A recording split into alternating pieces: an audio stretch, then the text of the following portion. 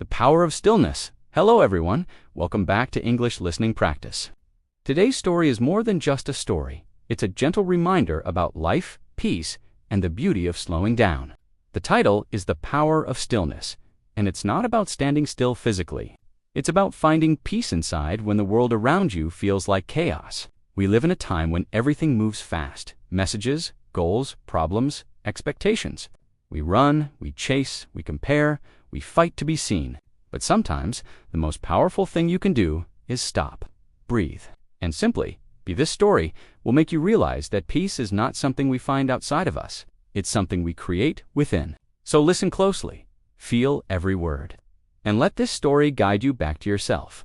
There was once a man named Noah Grant, a 36-year-old photographer living in a busy city that never seemed to sleep. His days were full of light and color, capturing smiles, moments, and beauty through his camera, but his heart felt strangely heavy. He woke up every morning to the sound of alarms, rushed breakfasts, and endless phone notifications. His life looked successful from the outside, yet he often wondered, why do I feel so empty? Every day was a race, rushing to work, meeting deadlines, editing pictures until late at night, drinking coffee to stay awake. He smiled for clients, but deep down, he couldn't remember the last time he had truly smiled for himself. Noah loved photography because it once helped him see beauty in small things: sunlight on a wall, a child laughing, a raindrop on glass. But lately, even the beauty he captured felt distant, like he was watching life through a window instead of living it. He didn't know it yet, but what he was missing wasn't love, success, or adventure. It was stillness. One evening, his boss noticed how tired he looked. "Noah," she said kindly, "you've been working non-stop. Take a break, go somewhere quiet, somewhere far from the city. You need air." He laughed softly. "Quiet? I wouldn't even know what to do with it." But that night, when the city lights flickered through his window, he couldn't sleep. He felt something inside whisper, "Maybe she's right. Maybe I need to stop running."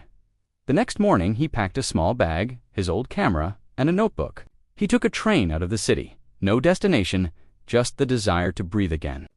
After hours of travel, he found himself in a small village, surrounded by forests and a calm blue lake. There were no horns, no traffic, no glowing screens, only the wind brushing through the trees and birds. Singing somewhere unseen, for the first time in years, Noah felt uncomfortable. The silence was strange, almost loud. He didn't know how to exist without noise, without things to check, without movement. But slowly, hour by hour, something began to shift. He sat by the lake, watching ripples move across the water. The air smelled of pine and earth. The sunlight shimmered like liquid gold. And in that stillness, Noah began to feel his thoughts slow down. He noticed the sound of his own breathing, deep, steady, alive. He realized he hadn't really heard himself in years. Days passed quietly. He woke up early, made tea, and walked barefoot along the edge of the lake. At first, he brought his camera everywhere, trying to capture the sunrise, the fog, the reflection of trees, but one morning he stopped. He realized that the beauty of that moment wasn't something he needed to capture. It was something he needed to feel. He sat on the grass, camera on his lap, and just stared at the sky. No deadlines, no plans, no noise. And yet, that silence felt more meaningful than anything he'd done in years. As he sat there, he began to understand something profound, that peace doesn't come when everything is perfect. It comes when you finally accept that you don't need to control everything. One evening, he wrote in his notebook, "The world is always moving, but peace comes when you stop trying to move with it and start learning how to stand still." That night, Noah slept deeply, the kind of sleep that feels like healing. Over the next few days, he met a few locals, simple people who smiled easily, worked slowly, and laughed often. They didn't rush. They didn't worry about being busy. They lived with time, not against it. And in their calm, Noah found inspiration. He started taking photos again, but differently this time. He no longer wanted to capture the perfect shot. He wanted to capture truth, the quiet beauty of real moments. A grandmother shelling peas by her door. A boy skipping stones on the lake. The wind moving through the tall grass. Each photo told him something he had forgotten. That life doesn't ask us to do more, it asks us to be more present. When his break ended, Noah returned to the city, but something inside him had changed forever. The noise no longer controlled him. He didn't rush to answer messages, didn't panic when things went wrong. He learned to pause, to breathe before reacting, to listen before speaking, to live before recording. His friends noticed the change. "You're different," one said. "You used to be so stressed. What happened?" Noah smiled and replied, "I stopped chasing life long enough to let life find me." Weeks turned into months. Noah started a small community project called the Quiet Hour. Every Sunday morning, people gathered in the park. No phones, no music, no talking. Just silence, breathing, and being. Some meditated, some wrote, some simply sat and stared at the sky. It became something beautiful, a space where people remembered who they were beneath the noise.